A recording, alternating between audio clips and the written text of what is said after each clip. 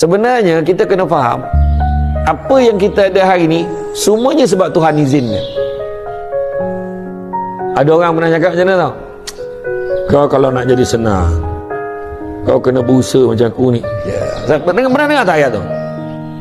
Kalau kau nak jadi kaya, nak senang, kau ada strategi. Kau kena ingat, kena ikhtiar, kena pandai. Oh, kena pandai bawa diri. Cik, ada ayat macam tu. Ada orang cakap tu. Sebenarnya kita kena faham, apa yang kita ada hari ni semuanya sebab Tuhan izinkan. Jangan cakap orang yang susah tu tak kerja keras. Jangan cakap. Mak ayah kita dulu tak kerja keras ke? Kerja keras. Tapi Allah belum izinkan dia senang masa tu. Tapi bila anak-anak semua dah lepas semua, alhamdulillah, mak ayah pun jadi senang. Kita lupa, kita sampaikan tergamak cakap kejayaan kita berpunca daripada hasil usaha kita sendiri. Sedangkan kita terlupa, apa yang kita ada hari ini adalah dengan izin Tuhan. Tuhan izinkan.